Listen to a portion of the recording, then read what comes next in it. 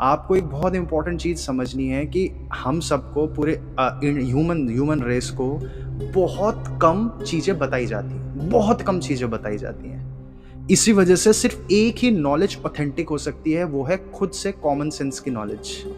क्योंकि आप समझें कि एक बॉम्ब है, आप ये समझें एक छोटे से उदाहरण से, आप लोगों ने कहीं सुना होगा, काफ़ी फेमस है, TSAR। कोई से तसार बॉम्ब बोलता है, कोई जसार बॉम्ब बोलता है, कोई सार बॉम्ब बोलता है, TSAR। वो इतना विशाल उसका विस्फोट है, इतना विशाल उसका विस्फोट है कि आप समझें माउंट एवरेस्ट सबसे ऊँची पहाड़ी है, 8.5 किलोमीटर ऊँची है। और जो ये बॉम्ब जिसके बारे में बता रहा हूँ, तो जब इसका विस्फोट होता है, जो उसका क्लाउड बनता है, वो 40 किलोमीटर ऊपर जाता है, 40 किलोमीटर, यानी स्ट्रेटोस्फेयर, यानी कि जहाँ प्लेन्स उड़ते हैं उनसे भी ऊपर, प्लेन्स उसके नीचे उड़ते हैं। ये बॉम्ब की वो जो क्लाउड बन रहा है वो इतना ऊपर जा रहा है। माउंट एवरेस्ट कितना है? 8.5 किलोमीटर। अब ये इतनी सारी इतना बड़ा विस्फोट कहाँ हुआ होगा? इन्होंने टेस्टिंग करी है, सोवियत ने, जब रशिया पहले सोवियत था, तो 1961 में टेस्टिंग हुई है। कहाँ पे करी गई होगी? इतनी ज़्यादा पृथ्वी में जगह खाली बची हुई है। वो तो हालांकि अब जाकर कुछ इस प्रकार के यंत्र बनाए हैं कुछ सालों पहले, और यंत्र की हम बम को चेक कर सकें कि न्यूक्लियर बम फोड़ा है, नॉर्मल बम फोड़ा है। उस बम का नाम भी इस प्रकार का है कि भांग मीटर। हाँ जी, इसका नाम है जो बम को चेक करता है कि कौन सा बॉम्ब है, ये न्यूक्लियर बॉम्ब है या फिर नॉर्मल बॉम्ब है। तो उसको टेस्ट करने के लिए, और उसकी कितनी कितनी पावर है, कितनी मैग्नीट्यूड था उस बॉम्ब का, उस मीटर का नाम होता है भांग मीटर। तो कहाँ से आया है नाम? ये बोलते हैं शिव जी की जो भांग है, वो भांग का नाम हमने लिया है भांग मीटर। और कुछ कहानी जोड़ दी गई है, वो कुछ अलग प्रकार की। लेकिन आप यहाँ पे भी देखिए शिव जी का कनेक्शन एक और जगह आपको मिलेगा कि CERN में नटराज के स्टैचूज हैं। लेकिन जो मैनहट्टन प्रोजेक्ट हुआ था USA का, जिसमें उन्होंने कहा था कि हम बॉम्ब बनाएंगे, न्यूक्लियर बॉम्ब बनाएंगे वर्ल्ड वॉर 2 के बाद, तो जो बॉम्ब को नापने के लिए मीटर बना उसका नाम भांग मीटर है।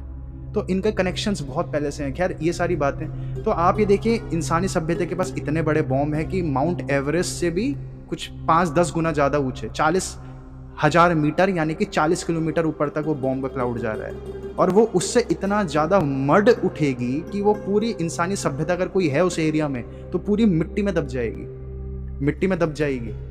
पूरी इंसानी सभ्यता मिट्टी कीचड़ से डूब जाएगी। और आप देखते हैं जब आप पास्ट की सिविलाइजेशंस के बारे में रूइंस पढ़ते हैं, जहाँ पे इंसानों को जाना अलाउड नहीं है, अर्थ में वैसे बहुत सारी जगह है, हम तो बहुत छोटी सी जगह में रहते हैं, सड़कों के किनारों में, नदियों के किनारों में रहते हैं हम सब। 70-80% इंसानी सभ्यता नदियों के किनारों में रहती है, ज़्यादा ही रहती है इनफैक्ट। तो वो सारी जगहों पे हमें जाना अलाउड नहीं है। और वहाँ पे इतनी सारी सिविलाइजेशन है, जहाँ हम खुदाई करते हैं वहाँ पे बिल्डिंग की बिल्डिंग दिखती है। और GPS में अगर आप ये सारा गूगल सर्च करते हैं तो वहाँ पे सारा वो GPS के लोग बैठे रहते हैं, वो स्मज कर देते हैं कि कोई देख ही ना पाए, कंफ्यूज हो जाए, ब्लर कर देते हैं। और ऐसे बतेरे एक्सपेरिमेंट्स होते हैं। तो हमें तो पृथ्वी तक का कुछ हिस्सा नहीं पता, हमें तो अपने जो पानी, हमारे आसपास नदियाँ, उनके अंदर क्या क्या क्रिएचर्स हैं वो तक नहीं पता। तो ह्यूमंस को बहुत कम चीज़ें बताई गई हैं, है ना। तो वो ह्यूमंस को आपके चारों ओर जो हैं वो डरेंगे, वो बने ही डरने के लिए, क्योंकि वो अपना समय गलत दिशा में लगा रहे हैं। आप जैसे कोई सिगरेट पीते इंसान को देखकर आपको दुख होता होगा कि अपने सेहत के साथ कितना नुकसान कर रहा है। कोई ड्रग एडिक्ट है, उसके साथ आपको देखकर दुख होता होगा कितना नुकसान कर रहा है। तो वैसी स्थिति हर किसी की है। हर कोई एडिक्ट हो चुका है अपने इमोशंस का, हर कोई एडिक्ट हो चुका है म्यूज़िक का, सॉन्ग्स का। म्यूज़िक अलग चीज़ है, सॉन्ग्स का, मूवीज़ का, और हिप्नोसिस का एडिक्ट हो चुका है। सम्मोहन में क्या थकान नहीं लगती। हम सब जानते हैं कि शुगर क्यों खाई जाती है, शुगर इतनी कंज्यूम्ड क्यों है, क्योंकि शुगर से सडन बस्ट ऑफ एनर्जी मिल जाता है, तो इंसान को एनर्जी से आती है। वैसे जब आप सम्मोहित होते हो तो आपको थकान नहीं लगती। तो वो जब हम यहाँ इस दिशा में चले गए तो लोग ठीक उस प्रकार बीमार होना अनिवार्य है। जैसे कोई इंसान आप देखते हैं सिगरेट पी पी कर अपना फेफड़े खराब कर ले, या दारू पी पी कर अपने किडनी लीवर खराब कर ले, तो वैसे इंसान जब ध्यान नहीं करेगा, ध्यान यानी कि किसी भी विषय को पकड़कर उस पर गहरे पे नहीं उतरेगा, तो उसकी खुद की जानकारी नहीं बन पाएगी, तो बीमार ही होगा। तो यही लोग आप देखेंगे कि जिनको बीमारियां हो रही है, जिनको डायबिटीज़ हो रही है, स्ट्रेस सबसे बड़ा कारण है। तो स्ट्रेस या कोई भी चीज़ है वो ध्यान की कमी हो जा रही है। और ध्यान की कमी क्यों है? क्योंकि हमें उन्हें भटका रखा है।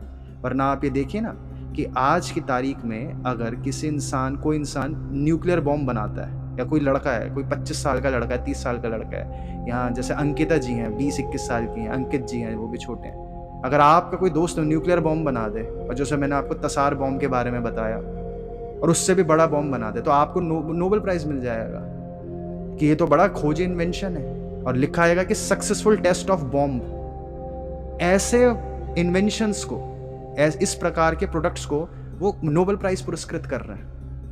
ये स्थिति हो चुकी है मनुष्य सभ्यता की।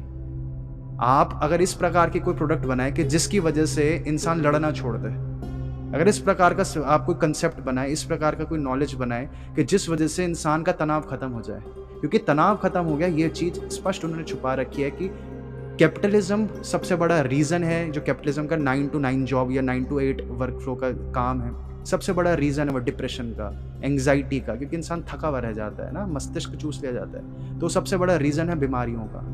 तो अगर आपने कोई ऐसा प्रोडक्ट बना दिया ना कि जिससे इंसान रिलैक्स्ड हो पा रहा है, जिससे डिप्रेशन खत्म हो पा रहा है, जिससे डायबिटीज खत्म हो पा रही है, क्योंकि डायबिटीज आप ये समझे गलत खान पान से ज्यादा तनाव की वजह से होती है। शुगर पूरी दुनिया खा रही है, लेकिन वो कसरत करके और बिना तनाव के जीकर वो निकाल देते हैं, शुगर रिलीज होती है बॉडी से स्ट्रेस की वजह से। तो अगर आपने ऐसा प्रोडक्ट बनाया तो आपको कोई पूछेगा नहीं, उल्टा आपको मार दिया जाएगा जान से।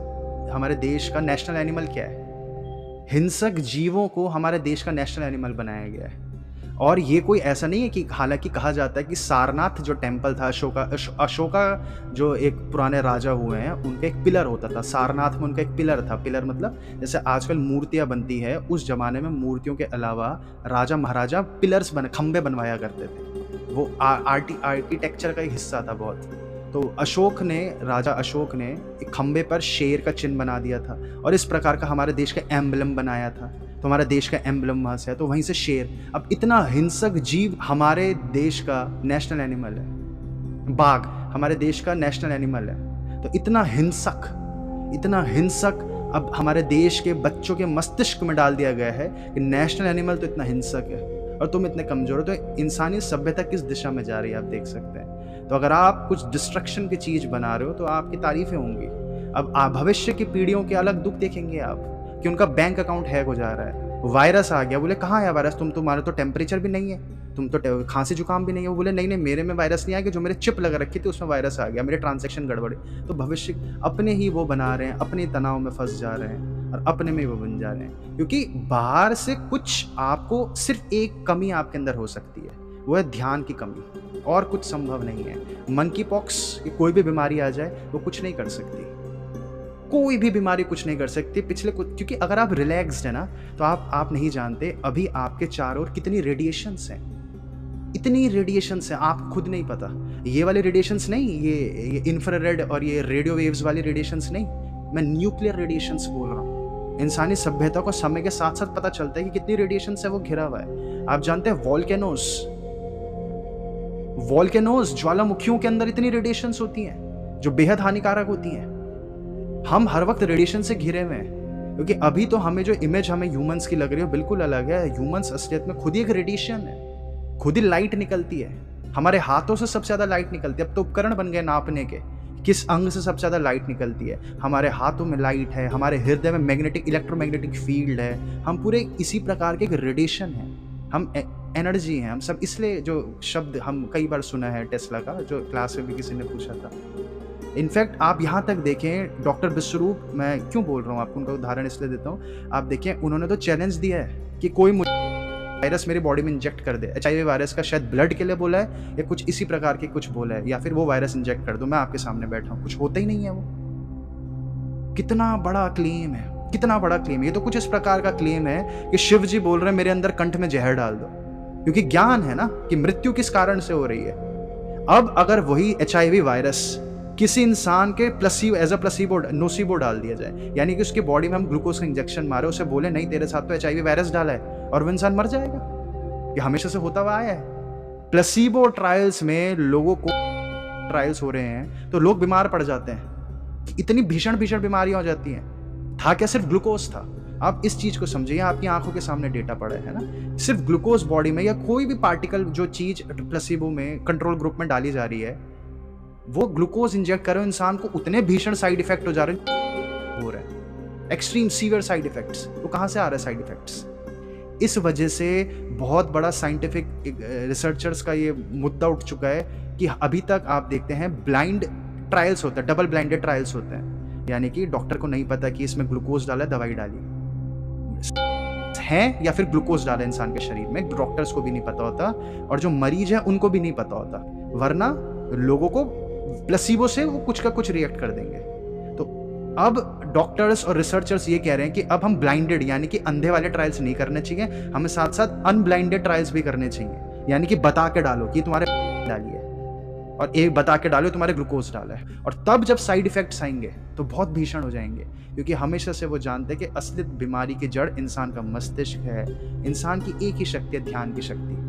ध्यान की शक्ति आपको, जब आप पूरे यूनिवर्स से अलाइन हो जाओगे, आपके अंदर सवाल उठने लग जाएंगे, आप सोच में पड़ जाओगे कि क्या इंसानी सभ्यता अभी से है, अब जस्ट अभी से है कि कोई जनरल स्टोर की दुकान है तो आप चाहेंगे लोग भूखे हों, लोग को भूख लगेगी तभी तो खाना खरीदेंगे वो आपसे, राशन सामान तभी तो खरीदेंगे, बिस्किट के पैकेट। अब अगर लोग भूखे नहीं होंगे तो आपकी दुकान बंद हो जाएगी। तो इतना सरल सा कंसेप्ट है। आप देखो कि अगर इंसान बीमार नहीं पड़ेगा तो WHO की जो अचानक से इतनी पावर उठ गई है वो पावर डाउन हो जाएगी। कौन चाहता है कि उनकी पावर डाउन हो जाए? यहाँ तक कि साधु संत तक नहीं चाहते उनकी पावर डाउन हो जाए, जिन्हें हम साधु संत कहते हैं, वो तक एकदम वैसे चाहते हैं कि हमारे 1000 करोड़ चेले हों और ये हो। तो साधु संत ये सारे लोग यही कर रहे हैं ना, तो वो उनकी डिपेंडेंसी है। लोग बीमार पड़ेंगे। अब जब WHO का इतना नाम उठ चुका है तो लोगों को उन्हें हर बार नई बीमारी देनी पड़ेगी, और ये वो भी जानते हैं कि अगर हम ये ज़्यादा करेंगे तो लोग जग जाएंगे, और लोग जग चुके हैं, अब बहुत ज़्यादा लोग जग चुके हैं। अब देखें, हम सब लोग जब कोई नई बीमारी आती तो हमें बैक ऑफ द माइंड पता है कि अंधा विश्वास नहीं करना, क्या पता हो क्या पता नहीं हो, तो हम इधर उधर देख रहे हैं। ये उनकी बहुत बड़ी मुसीबत है। लोग गूगल से सर्च कर रहे हैं मंकी पॉक्स के बारे में और ये सब, अगर क्योंकि डेटा वो देते हैं, ये भी आप समझें, ऐसा नहीं है कि वो छुपा देते हैं कुछ, डेटा वो हमेशा देते आए हैं, लोग बस देखते नहीं थे। उन्होंने सारे साइड इफेक्ट्स अपनी वेबसाइट पर डाल रखे हैं, बस लोग देखते नहीं हैं, क्योंकि मीडिया से लोगों के ब्रेन को हटा दिया जाता है उस साइड से ना। तो ये हमेशा से वो करेंगे, इसके बाद भी वो करते रहेंगे। आपको ये देखना है और ये भी समझें, मान लीजिए अगर मंकी पॉक्स असली भी है, फर्क क्या पड़ता है? आप फर्क बताएं। आप अगर हम सब अभी कोई 30 साल का, कोई 40 साल का है, अभी तक 40 साल में हमने क्या करा है? अगर हम 10 साल 50 साल और जिएंगे क्या करेंगे हम? हमें एटलीस्ट पता तो चले। क्यों आप ऐसा सोच रहे हैं कि अभी मेरे पास 40 साल की उम्र और पड़ी है? समय का क्या है समय? किसने आपको गारंटी दी कि आप कल नहीं मरोगे? इसका किसने दी आपको गारंटी आप कल नहीं मर सकते? सबको भी हमने बताया था। अभी उनकी 10 दिन पहले उनकी डेथ हो गई, कि उनकी डेथ हो गई, सडन डेथ हो गई, और कुछ रिजल्ट आया कि उनके सर में क्लॉट था। अब वो जो डॉक्टर हैं वो आयुर्वेदाचार्य हैं, और वो क्या, किसको पता है किसकी डेथ कब है? वो तो एकदम फिट थे, 50 सिर्फ 50 साल के थे मात्र, उससे 3-4 दिन बाद मर गए वो। तो अगर हम 50 साल भी जी रहे हैं या 2 दिन और जी रहे हैं, इसका कोई पॉइंट नहीं है ना। तो इसका कोई पॉइंट नहीं है। फियर को कोई पॉइंट नहीं है लाइफ में। फियर तो सिर्फ तब है कि क्योंकि हम पे ध्यान करने की आदत नहीं थी, तो हमने ज़्यादा सोचा नहीं मृत्यु के बारे में। अगर मृत्यु के बारे में सोचोगे, आपका फियर खत्म हो जाएगा हमेशा हमेशा के लिए। हमें अगर कोई गारंटी दे दे 50 साल और जियोगे, क्या करेंगे फिर हम? पता ही नहीं है हमें क्या करेंगे।